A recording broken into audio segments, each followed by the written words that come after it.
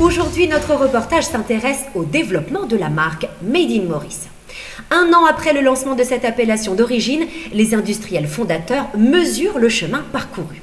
D'abord en termes de notoriété, mais surtout avec la formation d'un lien affectif entre les consommateurs mauriciens et leurs produits.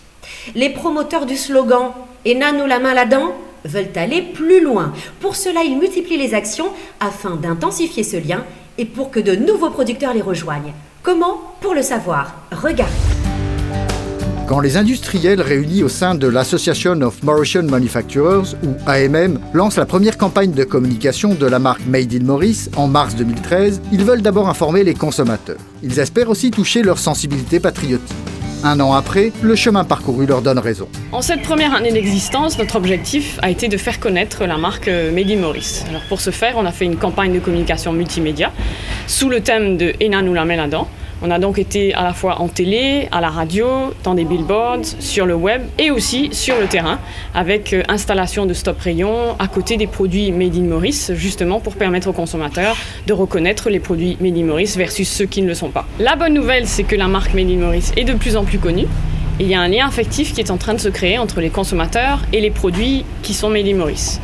Et justement, dans cette même optique, on a créé une page Facebook pour qu'il y ait un lien et une relation directe et un dialogue entre les consommateurs, les produits et les producteurs. Dans les prochains mois, on va bien sûr continuer à faire grandir cette notoriété à travers d'autres campagnes de communication, mais on va aussi donner des raisons supplémentaires aux consommateurs de choisir et préférer les produits Made in Maurice.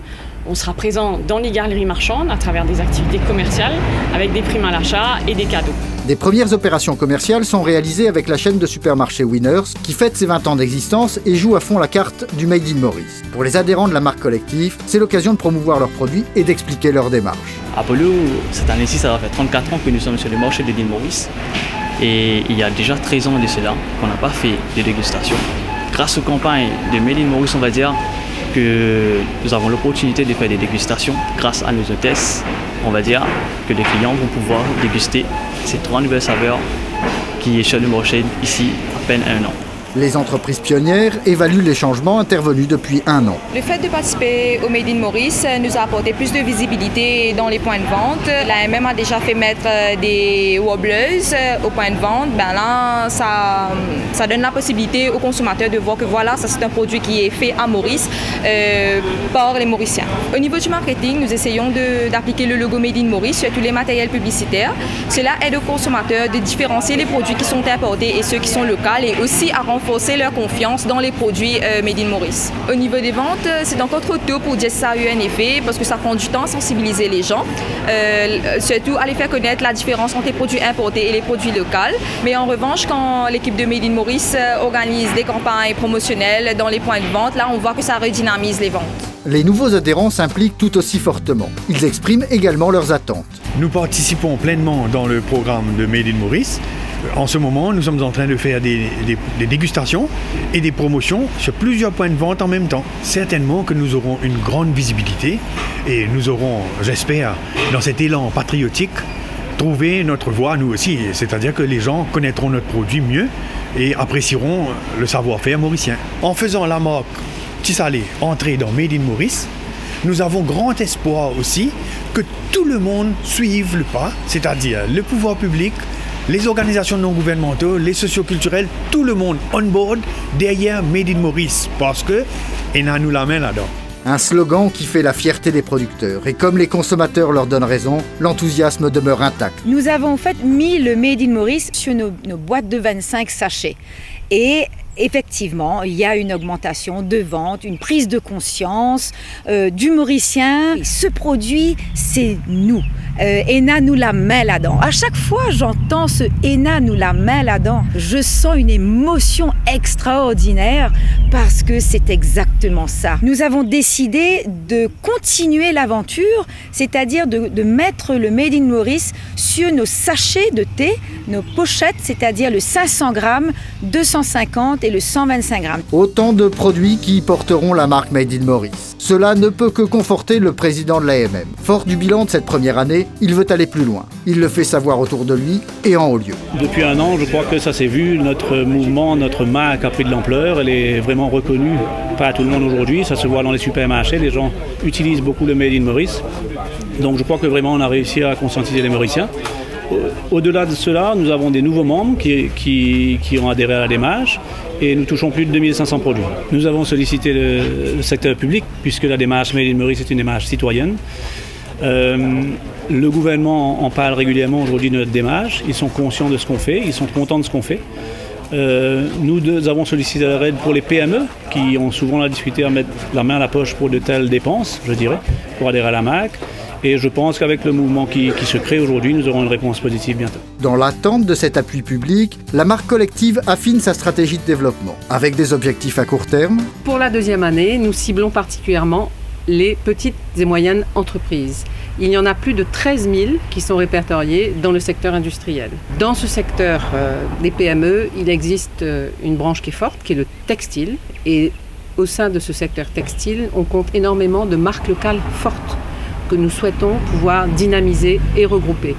Il y a également des produits de l'agroalimentaire, fins ou exotiques, le chocolat, les palmistes transformés, le coco, etc. Et nous souhaitons également pouvoir avoir une action ciblée vers ce secteur. Et enfin, il existe aussi les métiers de l'artisanat d'art, des métiers qui ont tendance à disparaître. Je pense par exemple aux maquettes de bateaux. Donc nous serions très heureux que, par exemple, les maquettes de bateaux qui sont vendues sur le salon nautique à Paris puissent avoir le Made in Maurice. Avec aussi des objectifs à moyen terme. Après avoir consolidé le Made in Maurice sur la base industrielle, nous envisageons, à 2 ou 3 ans, d'aller vers d'autres secteurs. Il est vrai qu'aujourd'hui, nous sommes très sollicités par le secteur des services, des gens qui fabriquent des logiciels, par exemple, qui donnent des formations, ou dans le secteur de la construction, ou dans les hôtels. Il nous est difficile aujourd'hui d'y répondre parce que cela nécessite de l'expertise, cela nécessite aussi un mandat à ouvrir. Donc pour le moment, nous nous concentrons sur le secteur industriel, mais nous envisageons avec l'aide d'autres organisations patronales, d'ici 2 ou 3 ans, d'aller vers l'ensemble du secteur des services et aussi des produits agricoles, puisqu'il y a une diversification agricole et de la transformation de produits agricoles qui nous permettrait effectivement de mettre en valeur ces savoir-faire. Le modèle de croissance s'inspire de l'expérience menée à La Réunion, sans la copier car les marchés sont à la fois proches mais aussi très différents. L'association pour le développement industriel de La Réunion existe depuis plus de 30 ans et regroupe la quasi-totalité des industries à La Réunion, que ce soit dans l'agroalimentaire, le BTP ou tous les industries annexes. Nous avons développé la marque collective Nous l'a fait, qui est propriété de l'association. Donc la marque Nous l'a fait, développée par notre association il y a 5 ans pour booster la production locale, a eu un succès quasiment inespéré, puisqu'aujourd'hui nous avons une notoriété assistée de 90%, donc de la population réunionnaise qui connaît notre marque, et 50% de notoriété spontanée. Ce qui sont des chiffres que beaucoup de marques nationales nous envient. Le plus important dans cette marque, au-delà de la notoriété, c'est la nouvelle relation que cela a créée avec la grande distribution, puisque la grande distribution a compris l'importance de la production locale qui détermine les emplois des Réunionnais eux-mêmes. Donc nous avons une nouvelle mode relationnel et donc on a pu améliorer les relations entre nous et notamment dans les négociations annuelles, donc un petit peu d'apaisement lors des batailles habituelles. Des batailles qui portent sur les prix de vente des produits et leurs conditions de mise en rayon. Si ces bras de fer entre producteurs et distributeurs sont devenus habituels à La Réunion, ce n'est pas encore le cas à Maurice. La marque Made in Maurice peut-elle faciliter ce dialogue difficile? 1 an après son lancement, c'est trop tôt pour répondre. L'avenir le dira sûrement.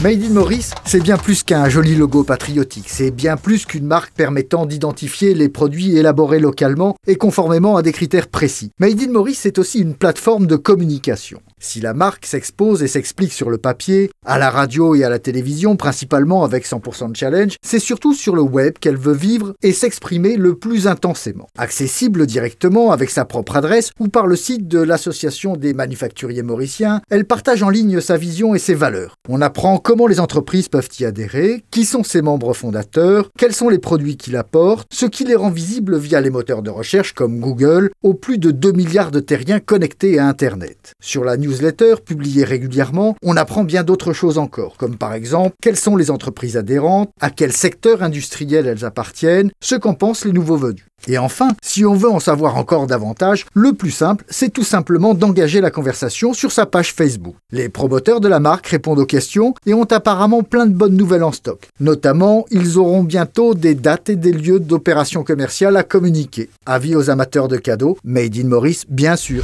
Les promoteurs du slogan « Hénin ou la main là-dedans » en sont convaincus. La mayonnaise Made in Maurice prend.